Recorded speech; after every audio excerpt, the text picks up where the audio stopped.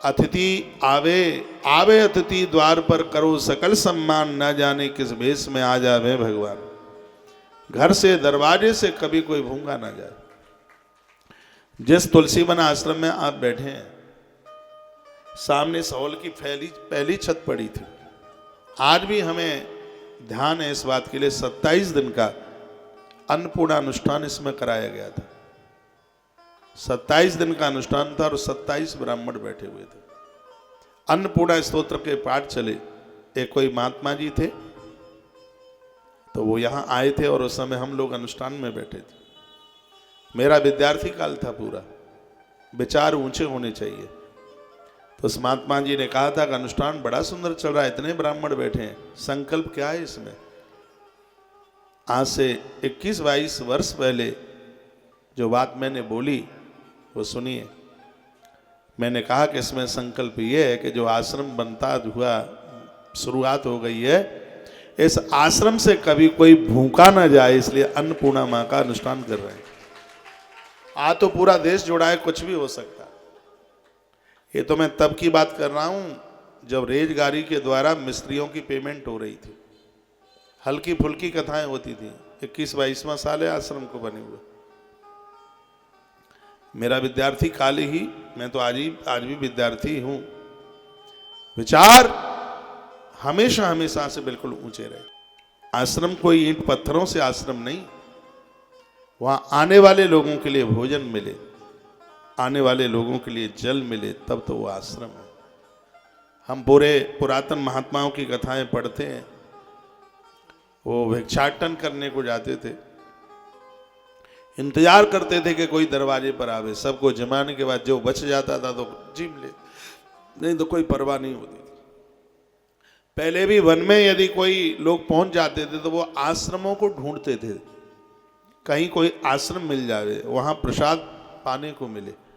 आज तीर्थों में लोग जाते हैं तो होटल खोजते हैं, और तीर्थों में आजकल होटल ही बनते हैं, क्यों? कमाई का साधन बन गया है। अभी हम रामेश्वरम में थे, बहुत बड़ा आयोजन था, इतना रुपया गया इन होटलों में, इतना गया कि एक छोटा सा आश्रम बन के तैयार हो जाता। इतना पैसा गया, 2-2, 2,500 हजार रुपए में एक रात्रि को कमरा। इतना कमरा लिया, इतना कि एक छोटा सा आश्रम ही तैयार हो जाता, इतना पैसा। तीर्थों में आश्रम नहीं रहे। आश्रम इसलिए नहीं रहे क्योंकि आप आश्रमों में रुकना पसंद नहीं करते, क्योंकि भोगी उनको तो 10 बजे जगना है, आश्रमों में जल्दी जगना पड़ेगा। उनको दाल फिलाई खानी है, उनको तो अपनी मटर गश्ती से जगना है, वो ऊपर का झंगा झोला पहन के घूमना है, फिर अटारी पर, अट्टालिका पर, ऊपर से नीचे का। तो वो आश्रमों में तो है नहीं। तो वहाँ तो अपना खुला, चाहे जैसे जैसे वातावरण में, वो आश्रमों में है नहीं। तो आश्रमों में तो रहना पसंद नहीं करते, इसलिए वो होटल खोजते हैं। लेकिन ये नहीं पता है कि आश्रमों का वातावरण, वहाँ की ऊर्जा हमारे संताप को, हमारी दुख और पीड़ा को दूर करती है। वहाँ पूजा पाठ होते हैं, वहाँ पर भगवत चिंतन होता है। वहाँ का वातावरण इतना सुखद है कि भोगता को योग्यता तो पसंद ही कहाँ आती है। सत्य तो यही है कि तीर्थों में जाएं तो जहां तक बने महापुरुषों के पास आश्रमों में ही रुकना चाहिए, भले ही लूखी सूखी जैसी मिले। एक कोई सज्जन कहते हैं कि हम आश्रमों में इसलिए नहीं रुकते क्योंकि होटल में लगता है 1,000 रुपया और महात्मा जी को देने पड़ते हैं 2100 रुपया, तो खर्चा और ही ज्यादा है। लेकिन उनको ये नहीं पता है कि तो महात्मा को दे के आए हो, वो चित्रगुप्त के स्पेशल रजिस्टर में लिखे गए हैं, ऐसी जगह लिखे गए हैं कि वो तुम्हें भगवान विष्णु के दरबार तक वो कर्म पहुंचाता है। होटलों में दे के आगे हो तो यमराज के पटे पड़ेंगे और क्या है। पहले धर्मशालाएं बनती थी तीर्थों में, वहां लोग रहते, 1-1 महीना कल्पवास करते थे।